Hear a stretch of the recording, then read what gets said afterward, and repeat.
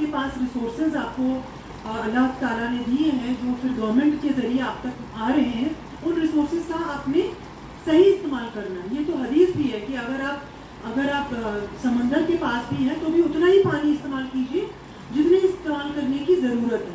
India जाएं, अगर आप न्यूजीलैंड जाएं या कनाडा जाएं, इवन इंग्लैंड जाएं, तो वहाँ पे भी टांगे चलते हैं। ऐसी बात नहीं कि टांगे नहीं चलते, लेकिन ये टांगे यहाँ पे प्रॉब्लम क्यों है, कोई बता सकता है क्यों प्रॉब्लम है यहाँ पे?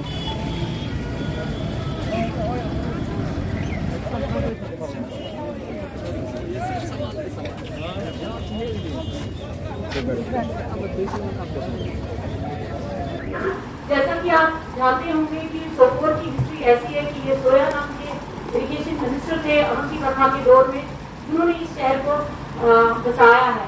लेकिन आजकल के दौर में जो हमारे साथ ये सामने आया कि हम पानी की ढेर तरस रहे हैं और आइटम मैम डेमोग्राफिक स्टेटस जो हमारे सोपोर टाउन का है कि ये बारामूला डिस्ट्रिक्ट का तहसील है और इसकी पॉपुलेशन 68,419 है, जहाँ की मेल पॉपुलेशन 34,784 है और फीमेल पॉपुलेशन 33,635 है।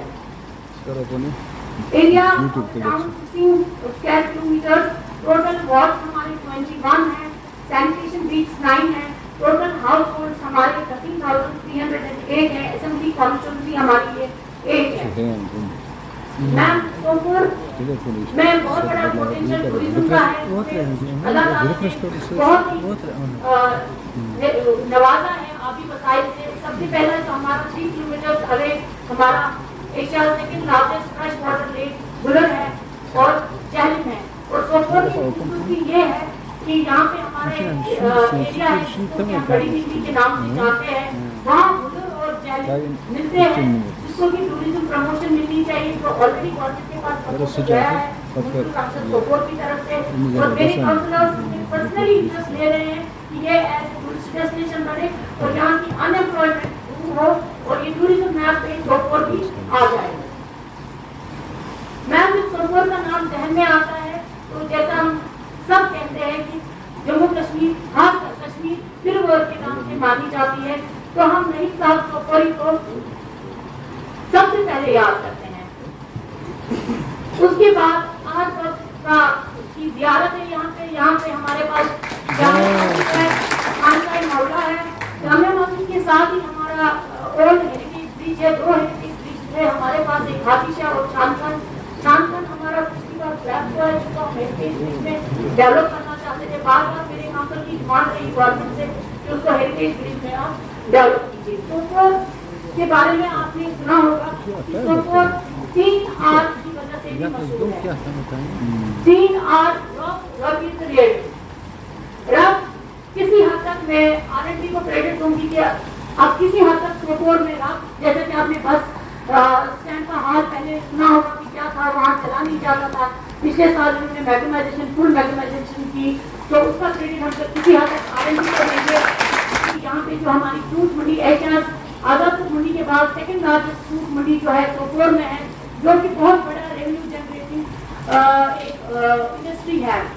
इसमें मैं एक रिक्वेस्ट करूंगी कि इसमें हमारे म्युनिसिपल काउंसिल को और ज्यादा एड ऑन होता रेवेन्यू में, अगर हम सोपोर को एक्सपैंड करते, कुछ टोल प्लाजा एक्स्ट्रा हम उसमें पोस्ट कर देते, उससे हमारा रेवेन्यू जनरेशन होता और हमारा डेवलपमेंट का प्रोसेस और ज्यादा हो जाता। अब हम आज के दिन के हवाले से बात करेंगे कि जिस दिन के लिए आज यहाँ पे इकट्ठे हुए हैं कि मैम जैसा कि सब जानते हैं 3.5 million ton of plastic generate होता है एनुअली इंडिया में, जिससे कि हर घर से 7.6 ग्राम प्लास्टिक वेस्टेज निकलता है। मोटिव और इस साल का है ओनली 1 अर्थ, और हम सबका फर्ज है कि हम ओनली एक प्लेनेट है जिस पे हम सर्वाइव कर सकते हैं, इसको बचाने का हम सबको एक फर्ज है कि हम इसको बचाएं। और उसके लिए हमने क्या क्या इंतजाम उठाए हैं वो हम आपको दिखाना चाहते हैं कि let's all take place that we will not use SUPs in our town from today onwards.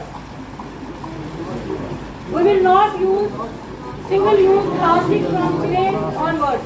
आप सबसे मिलके मुझे बहुत खुशी हो रही है, और स्पेशली जो आज का आपका टॉपिक है वर्ल्ड एनवायरनमेंट मंथ, जो 5 जून से आप लोगों ने सेलिब्रेट किया, आप सबकी जो कोशिशें रही पूरे महीने की, वो मैंने देखी प्रेजेंटेशन में, और मसरत जी ने बारे में इन्फॉर्म किया हुआ था कि आप लोग काफ़ी एक्टिविटीज़ कर रहे हैं एनवायरनमेंट को लेके। सोपुर स्पेशली जो है वो एक बहुत ही इम्पोर्टेंट सब डिवीज़न है बारामूला का। मैं समझती हूँ कि ये one of the most important sub division है बारामूला का। यहाँ पे इनफैक्ट जब मैं बारामूला पोस्ट हुई तो पहली विज़िट मैंने सोपुर की ही की, क्योंकि मैं नहीं चाहती थी किसी को ऐसा लगे कि हम बारामूला हेडक्वार्टर में बैठे हैं तो सोपुर के लोगों की बातें नहीं सुनी जाएंगी। जस्ट एक मैसेज मैं देना चाहती थी कि आप लोगों के लिए अगर मुझे यहाँ आना पड़े हफ्ते में 2 हफ्ते में भी, तो मैं ज़रूर आऊँगी और आप लोगों से ज़रूर बात करूँगी। आप लोगों ने काफ़ी कुछ एक्टिविटीज़ जो इस महीने की हैं, और specially on world environment month बहुत काबिल फ़ख्र भी है और आपको काबिल शाबाशी भी है। आप सबको, आपकी म्यूनसिपल कमेटी को, हमारे ऑफिसर्स को, बच्चों को स्पेसिफिकली, क्योंकि इन्होंने काफ़ी, मैंने देखा कि बहुत मन लगा के इस पर पार्टिसिपेट किया। सोपुर की हालत जो थी वो दिन ब दिन और बेहतर होती जा रही है, और मुझे लगता है इसमें एक बड़ा रोल हमारी म्यूनसिपल कमेटी का है और हमारे ऑफिसर्स का है, क्योंकि ये आपने सही बोला कि यहाँ आने से पहले मुझे भी ये जो RRR है वो मैंने भी सुना हुआ था कि यहाँ पे ऐसी जो है इश्यूज हैं, चाहे वो पोल्यूशन से रिलेटेड हो या चाहे वो एक टोंगा सिस्टम जो आपका यहाँ पे जिसको मशहूर भी कह सकते हैं। देखिए हमारे LG साहब ये कहते हैं कि गंद आप डालें और साफ जो है वो आपके कर्मचारी या सफाई कर्मचारी करें, ये कब तक चलेगा? ठीक है, हम सबको इसमें इनिशिएटिव लेना है। इनफरादी तौर पे भी, इज्तिमाई तौर पे भी हमें अपना एक रिस्पॉन्सिबिलिटी की तरफ से अपनी रिस्पॉन्सिबिलिटी समझनी है कि जो हम गंद क्रिएट कर रहे हैं उसको हमने खुद साफ करना है। अगर हमारे घरों में इतना गंद निकल रहा है, इतना प्लास्टिक निकल रहा है, वो जाता कहाँ है? हमें सोचना है कि हम कितना ज़्यादा कंज्यूमरिज्म हो गया है, मटीरियलिज्म हो गया है कि आज हमें दोबारा वही कपड़े पहनने से पहले हम सोचते हैं कि ये पहने की नहीं। मतलब हम ये सोचते हैं हर दिन हमें नई चीज़ें होनी चाहिए। बच्चे ये मांगते हैं कि हर दिन वो नए टॉयज़ मांगते हैं। मतलब मैं खुद एक मदर हूँ और मुझे लगता है कि ये कंज्यूमरिज्म हमारे बच्चों में भी आ गया है। हर दिन उनको नए टॉयज़ चाहिए और वो टॉयज़ तो प्लास्टिक की। हमें और काम करने की ज़रूरत है। इन्होंने डंपिंग साइट का बताया मुझे, आपकी मसरत जी ने, और बाकी कुछ इश्यूज़ का बताया, उस पर भी हम ज़रूर काम करेंगे। और अगर यहाँ तहसीलदार बैठे हुए हैं, इस पर ज़रूर हमें जो है गौर करना है कि कोई ना कोई एरिया ज़रूर आइडेंटिफाई करना है जहाँ पे ये डंप कर सकें मटीरियल को। तो वो भी एक सस्टेनेबल चीज़ नहीं है, लैंडफिलिंग इज़ नॉट सस्टेनेबल। फाइनली इसको हमें STPs जो है, ट्रीटमेंट प्लांट्स जो है, उस तक आना है। लिक्विड वेस्ट की भी मैनेजमेंट और सॉलिड वेस्ट की भी मैनेजमेंट जो है, ये हर एक बच्चे को पता होना चाहिए। मैं आपको अपनी एग्जांपल दूँ तो हमें स्कूल में बोला जाता था जब आप क्लास से बाहर निकले तो अपनी ये बिजली बंद कर दीजिए, क्योंकि अगर आप बिजली इस्तेमाल करेंगे उधर जहाँ इस्तेमाल करने की ज़रूरत नहीं है, पानी इस्तेमाल करेंगे ज़्यादा जहाँ इस्तेमाल करने की ज़रूरत नहीं है, तो आप वेस्ट क्रिएट कर रहे हैं। क्यों? क्योंकि आती कहाँ से? कभी सोचे कहाँ से आती है बिजली? पानी कहाँ से आ रहा है? ये सारी एनर्जी जो है ये फॉसिल फ्यूल से आ रही है। मैक्सिमम एनर्जी हमारी फॉसिल फ्यूल से आ रही है और उसके लिए माइनिंग होती है और वो नॉन सस्टेनेबल है, which is also creating lot of pollution, चाहे वो सीज का पोल्यूशन है, पानी का पोल्यूशन है, लैंड का पोल्यूशन है। इसलिए हम अपने लेवल पे कंजर्वेशन पहली चीज़ है कि जो आपके पास रिसोर्सेज आपको अल्लाह ताला ने दिए हैं, जो फिर गवर्नमेंट के ज़रिए आप तक आ रहे हैं, उन रिसोर्सेज का आपने सही इस्तेमाल करना है। ये तो हदीस भी है कि अगर आप समंदर के पास भी हैं तो भी उतना ही पानी इस्तेमाल कीजिए जितने इस्तेमाल करने की ज़रूरत है।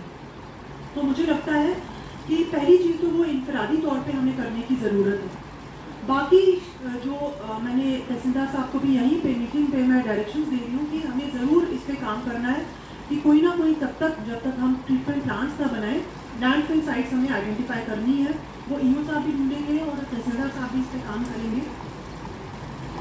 बाकी आपने कुछ इश्यूज जो हमारे रेस किए, जैसे टांगों का मैं बताती हूँ क्योंकि ये MC से रिलेटेड है।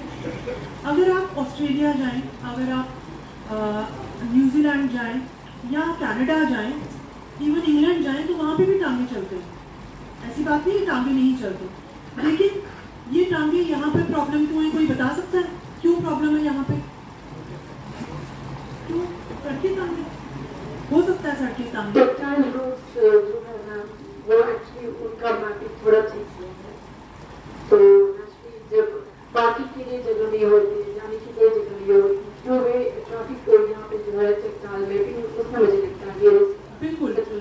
एक रीजन ये है कि आपके लिए अलग पाथ होना चाहिए जहाँ पे कन्वेंशनल और ट्रेडिशनल, या अगर आप इसको हेरिटेज ही माने, हेरिटेज एक तरह से ट्रांसपोर्टेशन है, ये नया ट्रांसपोर्टेशन नहीं है, इसमें बहुत सारे लोग नहीं ट्रैवल कर सकते, लेकिन इस तरीके की हेरिटेज ट्रांसपोर्टेशन के लिए अलग रास्ते मुकर्रर होने चाहिए। और दूसरी सबसे इम्पोर्टेंट बात है कि जो पोल्यूशन क्रिएट होता है बिकॉज ऑफ द डांग, ठीक है, तो उसमें अगर आप दूसरे ममालिक में भी देखेंगे तो वो क्या करते हैं, आपको खुद पता होगा क्या करते हैं, कोई एक बताए, बच्चे बताए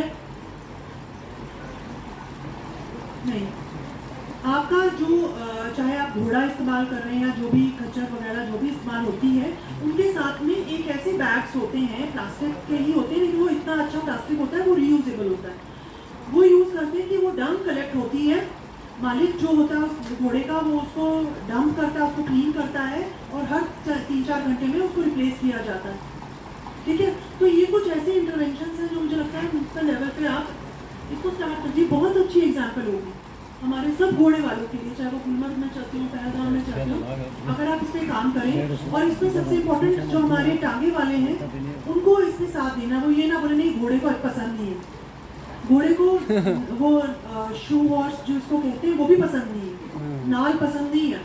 आपको मैं ये बताना चाहती हूँ कि इंसान की अगर अटेंशन सही चीज़ पे हो, फोकस सही चीज़ पे हो, तो हर चीज़ मुमकिन है, ठीक है। कलेक्ट करने की नौबत ना आए, और इसमें सबसे ज़्यादा जो इमेंसिपेट होंगी हमारी औरतें होंगी, हमारी बच्चियाँ होंगी, जिनको पानी कलेक्ट करने के लिए पब्लिक पॉइंट्स पे जाना पड़ रहा था। तो इसमें थोड़ा टाइम लगेगा, इस साल के एंड में मुझे लगता है कि हम इस अपने मिशन में कामयाब ज़रूर होंगे। तो चाहे वो एनवायरनमेंट हो, चाहे एंटी सोशल जितने भी ये एक्टिविटीज़ हमारे एरियाज़ में या हमारे म्यूनसिपैलिटीज़ में, इवन रूरल एरियाज में चल रही हैं, उस पर हमें खुद काम करना है और आपने खुद हमें सजेस्ट करना है कि हम आपकी किस तरीके से हेल्प कर सकते हैं, क्योंकि हर जगह कोई सफाई वाला नहीं आएगा आपकी सफाई करते हैं, ठीक है। हमने आज भी 2 इसमें हुकर्स आपको ऐड कर दिए हैं, आपकी जो ऑलरेडी 5 हुकर्स थे उसमें ऐड कर दिए हैं, लेकिन मुझे लगता है कि जब तक हम सबको ये पता ना हो कि हमने घर में वेस्ट को सेग्रीगेट करना है, वो कौन सा वेस्ट है जिसको हम घर में ही मैन्योर बना सकते हैं, वो कौन सा वेस्ट है जिसको हमें